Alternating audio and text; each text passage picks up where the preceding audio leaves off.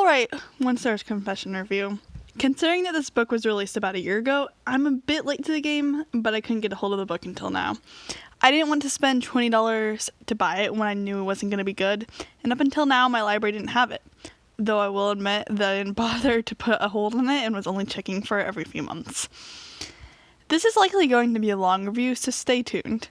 I will say that though I've seen thumbnails saying that this is a horrible book, I don't believe I've actually watched a single video about this book. With that said, all of my opinions on this are my own and haven't been influenced by anyone else. This book was better than I expected, to tell the truth. That still didn't mean it was good. I liked it better than Graystripe's Vow and SkyClan's Destiny, and found it to be about the same as Leopardstar's Honor.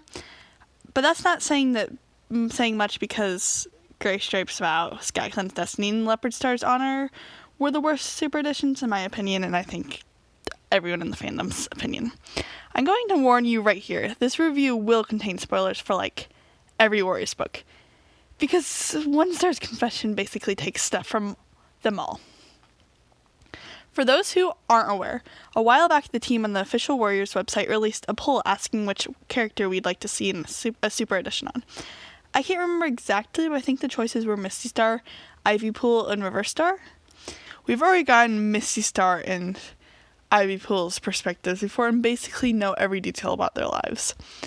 The obvious choice was River Star. We know zero about him, considering that in Dawn of the Clans all the leaders were main characters except for him, who's kind of just there in the background watching the chaos happen. Even the characters featured in Dawn of the Clans aren't that fleshed out. So River Star has nothing. He was the obvious choice. In fact, some bots were involved or something, and River Star won by a landslide with 18,000 apparent people voting for him or something, with the bots included. It was this whole big deal, and the authors rebooted the poll to get the real answer, but River Star still won after that, because we wanted River Star. So what does this have to do with One Star's Confession, you might ask? Well, remember that we wanted River Star. Just remember that. We didn't get River Star. The story team kind of sprung it on us and is like, hey, something sprung up. You're actually getting a one-star super edition this year. The way they acted could be compared to that of you ask your friend to hang out with you, they say yes. Then later they tell you they can't because they're hanging out with another friend instead. At least that's how I felt about this whole ordeal. So yeah, in 2022 we got one star. And depending on when I post this video, the River Star Super Edition might already be out. So that's good. Hopefully it's much, much better. I'm writing this on August 8th, by the way. Anyway, to one star. I had been hearing stuff about this book for 11 months, so I set my expectations super, super low. Which was good because then I wasn't disappointed by this book, even though I didn't exactly like it either. Like I said, it isn't the worst super edition. It was poorly written and hardly told us anything new, but at least it wasn't boring. The book starts off introducing new characters, kitty pets. This annoyed me a bit because everything about the kitty pets felt really forced. It's clearly a lame attempt to explain how One Whisker met Smoke. For those who haven't read this book and don't mind spoilers, basically a patrol meets this kitty pet mom and her kits. After seeing the patrol fight off some predator, at this point I already forget what animal, but I think it was a badger. The kitty pet mom is totally impressed.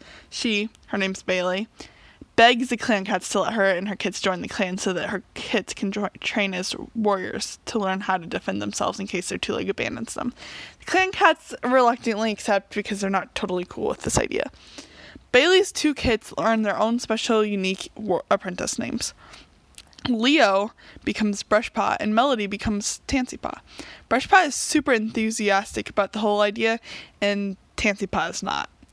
Fast forward through all this trouble where Brushpaw and Tansypaw continuously lead the other apprentices sneak out to place to eat kitty food. The other apprentices being our point of view character, One Paw, and his sisters, Morning Paw and Ashpaw. Yep, you got that right. Morningflower, Ashfoot, and One Whisker are all now officially canonically from the same litter. Anyway, back to our story. One Paw and his litter mates earn their warrior names, and Brushpaw and Tansypaw are left as the only apprentices, which is a disaster all on its own because now the duties have gone from being shared between 5 cats to 2. Tansy Pod definitely hates doing the work, and Brushpaw only does it because he knows it'll allow him to become a warrior one day. Or will it? Finally, Brushpaw and Tansy Pod are given their warrior assessments, even though everyone knows that they aren't ready yet. They were set up for failure, and they both fail. Or maybe their assessments were with One Whisker and his siblings. Quite honestly, I'm unsure because the first few chapters are an uninteresting blur to me. Point is, the kitty pets fail their assessments. Tansy Paw is all like, alright then, this is stupid, I quit. And she goes back to Two Leg Place to become Melody again. Bailey and Brushpaw stay because Brushpaw is determined. Yet then a patrol with Brushpaw and One Whisker gets attacked, and Brushpaw is injured. Honestly, I didn't like the feeling that his wounds were that bad, but he needed to die to drive the plot. So his small wounds got infected and he dies. Actually, we see him sitting in the medicine den injured, and Barkface is like, his wounds might become infected. And then we get a time skip to like 3 weeks later. It's like, yep, he died of infection. Bailey is traumatized and goes home. That's the last we see of her. WindClan decides that, alright, this is why we can't have kitty pets. So you've got to be excited to see their shocked faces when the kitty pet comes to rescue them out of their exile. But we never see that. Anyway, that's not the last of the kitty pets because the seed has been planted. While taking Bailey home to Two Leg Place, One Whisker comes across Smoke, a pretty kitty pet he has met there while going with Brushpaw. One Whisker decides to come back and see her. They eventually become mates, only for One Whisker to slow his visits down. Then suddenly Smoke returns to tell One Whisker that she's having kids, and he pushes her away and tells her that his duty is with his clan. The pure shock of it causes Smoke to go into early labor, and all of her kids die except one. Dark Kit. One Whisker once again turns Smoke and her kit away, just before he leaves on the great journey, and when we don't see her again. This is the first chunk of the story. Even though it was the only part that offered new information, it's actually the most boring in my opinion. Everything in it felt super forced, like all of it happened only to explain how One Whisker met Smoke. I didn't care much for it at all. Even though the rest of the story showed scenes we've already seen, it felt more natural, and therefore I liked it more. It's very odd because for a large portion of the book, One Whisker's relationship with Firestar is focused on. It's all about how One Star and Firestar are friends, but we can't let this friendship with Firestar make him seem weak. One Star's not allowed to care about the well-being of another clan, which is a cool plot. This book has a whole lot of time skips, like a whole lot. I found it interesting that the authors decide to include and what they decide to not. I didn't agree with their choices for most of the time. They decided to completely skip WindClan's exile and Gorspaw's death, which includes important points like how One Star became friends with Firestar, which drove the plot for a long time there. We haven't really seen much about WindClan's exile either. Has a book even been released that shows the actual battle with ShadowClan and how they drove them out? I don't think so, though I could be mistaken, as there are so many books at this point. But I really don't think we've seen that. It would have been fascinating to see, especially from the perspective of One Whisker. Also because it was such a key moment in Into the Wild, but we've never really visited it since. It's weird that One Star's Super Edition of all things didn't include it.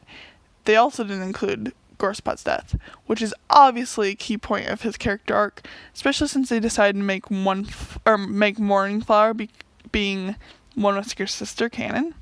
His nephew was apprenticed him, then brutally murdered, and we don't get to see it from his perspective. Honestly, if anything, this should be a driving reason for why One Star is wary of the other clans. Instead, all of the prophecies begin was just skipped over, and we find ourselves reading about what happened during midnight, moonrise, and dawn from One Whisker's perspective. While it didn't exactly introduce anything new to us, it was decently interesting to see what one clan thought after Crowpaw disappeared. Showing the great journey was useless, except for the fact that it was used to suddenly paint Mudclaw as a bad guy and One Whisker as a good guy with a great destiny. Stoneteller even apparently takes One Whisker aside to hint what is to come in the future to him. All of these scenes were practically useless other than setting up the whole deputy change thing once they got to the lake. We got to see the whole scene where Tallstar decided to change his deputy from being Mudclaw to One Whisker for the millionth time. It made sense to put it there, but it provided us with no new information whatsoever. We saw these scenes the year before with Mudclaw's graphic novel, and obviously we saw them way back when Starlight was published. Speaking of Mudclaw's graphic novel, that story pointed him as though he was the good guy in the whole One Whisker Mudclaw fight for leadership. I do like that a bit because honestly I feel as though both Mudclaw and One Whisker were in the right about that. Mudclaw's leadership was last minute snatched from him because he was perceived by his leaders being too bossy/ambitious. One Whisker also deserved the leadership because it was mostly rightfully given to him by the previous leader. So the whole ordeal is grey, and it makes sense that both cats should be perceived as being good. But with the way the authors write and the way that these stories are done, it kind of developed it into being poorly written. The authors really should have stuck with just making one character appear to be the good guy rather than randomly 15 years later bringing up the whole fight again in the books. As we know, One Whisker wins the fight and receives his 9 lives. We see cats throughout the story so far give him lives. His mother, Renflight, and his father, Stagleap. Brushpaw, Tallstar, many others. Then, Mudclaw. The whole Mudclaw giving him a life thing was another thing in this book that just felt super forced. In fact, a whole lot of this book did really feel forced. Perhaps the only thing that this book really got right was how One Whisker's anxiety about his secret about Smoke being found out slowly took a hold of him until it influenced every decision he made and caused him to make everyone around him hate him. At this point in the story, where One Star is now leader, we see his fear begin to take hold on him. Yet he assumes at the lake he should be safe, because Smoke ain't coming here. After he becomes leader, we see Heathertail born. Because, by the way, One Star became mates with his former apprentice, Whitetail, something that fans always previously assumed wasn't actually canon, even though the author said his mate was Whitetail. But now, One Star and Whitetail have Heatherkit. We get this whole new story about how they had another kit named Galekit who was stillborn. It makes sense because very rarely, if ever, do cats give birth to only one single kitten. But it just signifies another random kit that the authors are randomly adding in. For a large portion of the story, we don't really even see any relationship between One Star and Heathertail until we get towards the end. This is probably because all of the Power of Three and Omen of the Stars arcs are completely skipped over, which is alright because One Star wasn't too important in them, especially except for the many arguments he caused.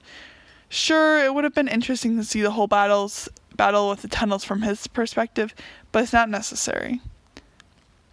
Before the time skip, though, we do get to see 2 things. We get to see this whole side plot where apparently Crowfeather was caught in ThunderClan territory because he wanted to see Leafpool one last time. This is post-sunset we're talking, by the way.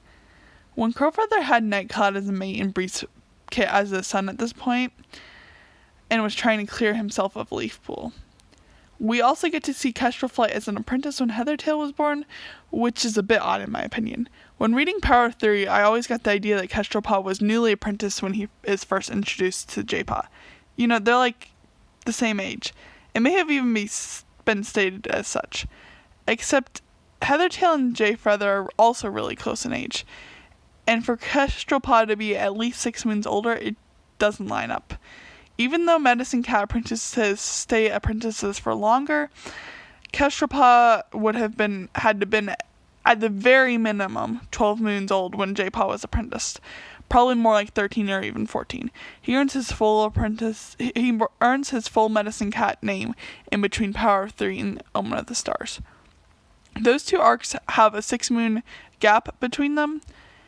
There's about a year and a half of time from the beginning of Power of Three to the start of Omen of the Stars, according to the Warriors Wiki.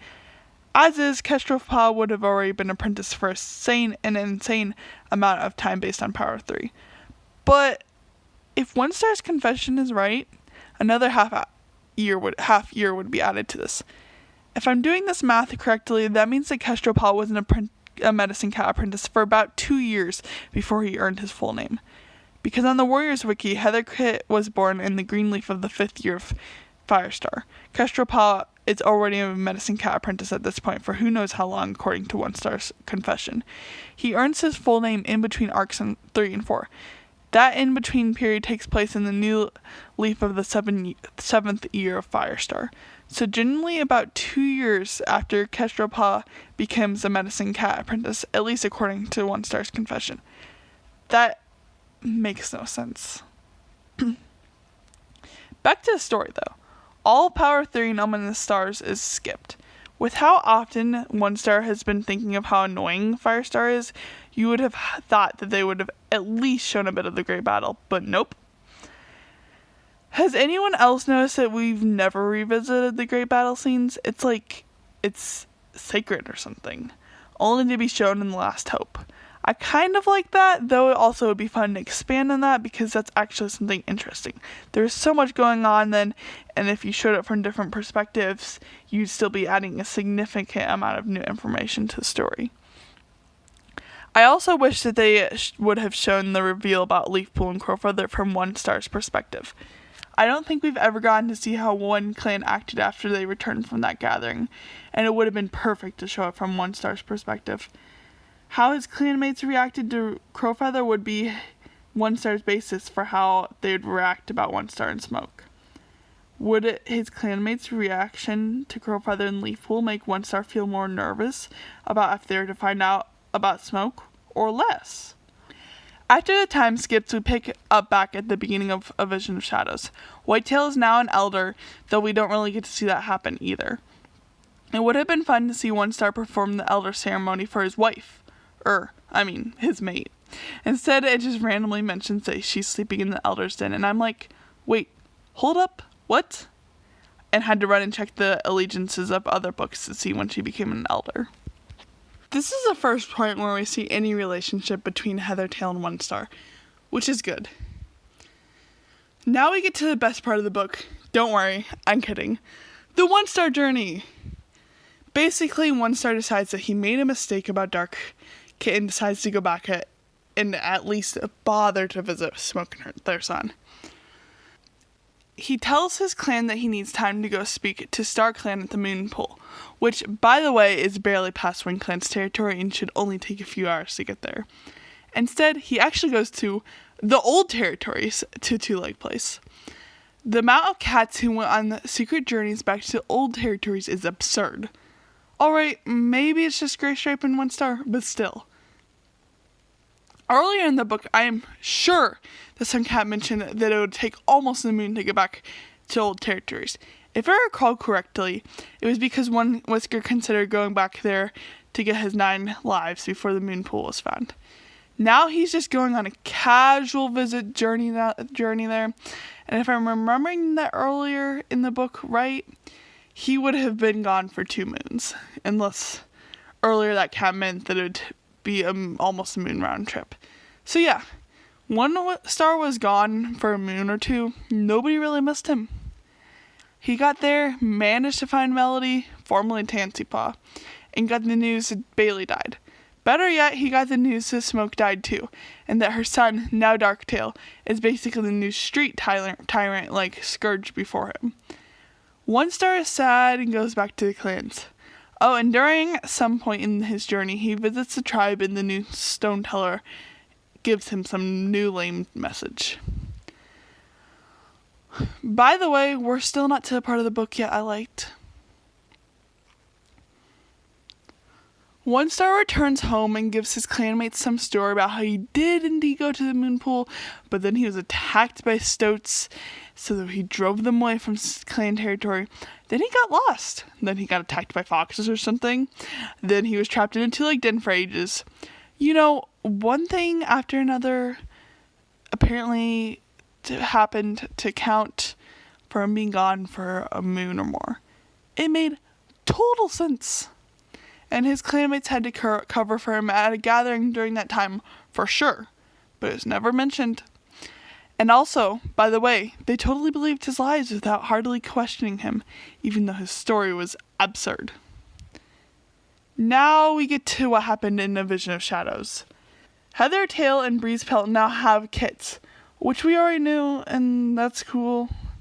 One Star is a grandpa now, yay. No, he's just not the grandpa type. One of Heathertail and Breezepelt's kits, Smoke Kit, goes missing. Nobody can find her. They eventually find her cold and wet under a tree root. She said some cat stole her away and put her there. One Star immediately knows that it was Darktail. But what was the point of this? Then we get to the whole fight on the Wind Clan, Thunder Clan border where first Pelt dies. We get to learn that Darktail taunted One Star about being his father, and first Pelt overheard, though she died later in the fight.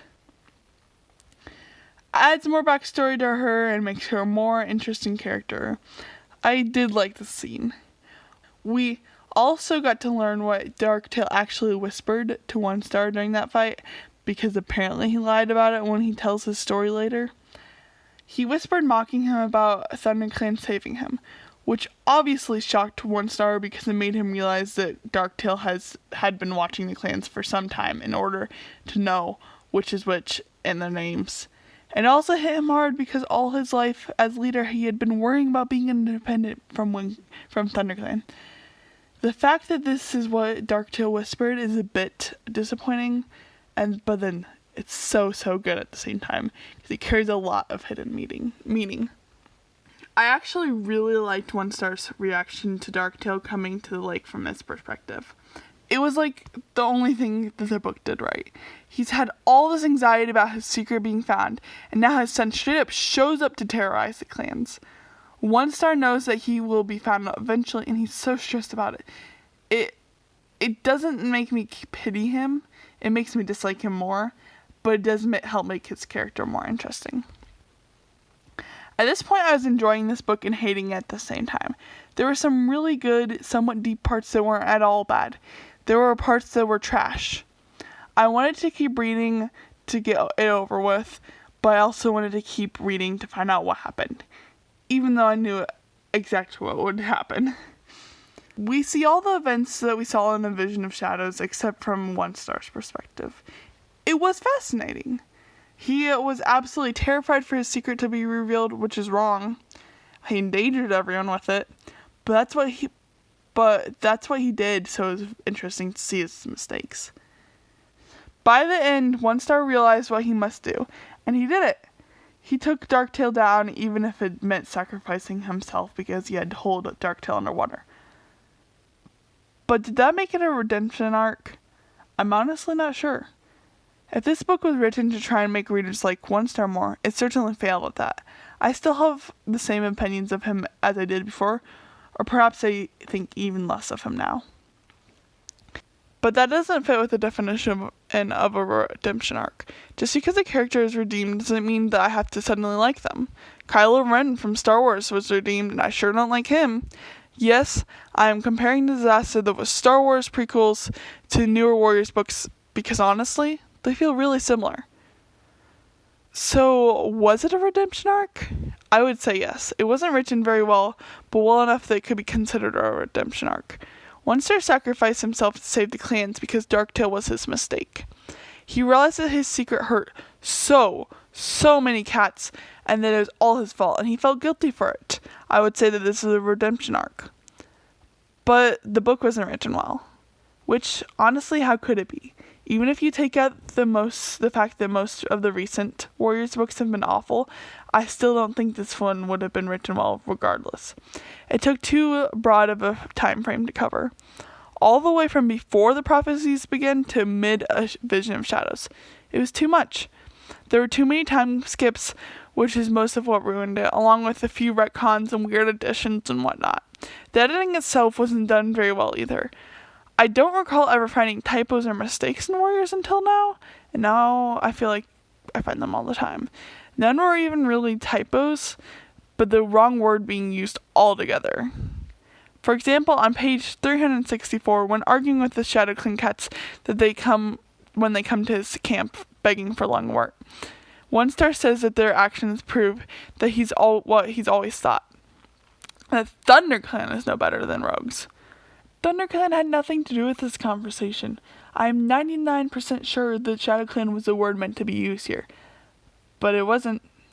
And somehow that made it past editing and all that and was published into the actual book. There's also just stuff like, alright, one star helped the kin rise to power, but in the end he redeemed himself by sacrificing to save the other clans. He gets to go to StarClan. What about Juniper Claw? Did he not do like the exact same thing? So like, why? Why? You could also argue that Juniper Claw attempted to kill SkyClan cats, but One Star made very many other mistakes in his life too that ended in cats dying. Even if it wasn't on purpose, it was his selfishness that got them killed. So I don't know, I think the morals are hard, but I think it's pretty similar. There was also just dumb stuff, like, with the characters didn't make much sense at all. Overall, I give it a 3 out of 5 star rating, which is pretty good rating, though I usually would give Warriors books about a 4-star rating. I honestly might lower the rating, though. It kind of needs to be a 2.5, but that's not an option. This is the first Warriors book that I picked up in almost a year. I know, right? Hard to believe it coming from me. I used to be obsessed to the point that Warriors was nearly all I read and thought about. That's died down a bit because the recent books have been so meh. This book, thankfully, did not ruin my opinions of Warriors, so I think I will try to read Riverstar's Super Edition. Perhaps I'll enjoy it enough that I'll go back and read a Shadow and a Thief and ThunderClan. Just maybe. As for the art here, I was attempting to use watercolor, a medium I don't experiment with often enough. It turned out both wonderfully and horribly at the same time. One Star and Whitetail look great. Darktail looks okay. And Heathertail and Smoke look horrible. I was going for a look that kind of tried to show how One Star was torn between the two worlds. That look turned out okay. The art itself, not so much. Anyways, thanks for watching. I hope you enjoyed this review and that you weren't bored by it and actually were interested in what I had to say and watched it through. Bye!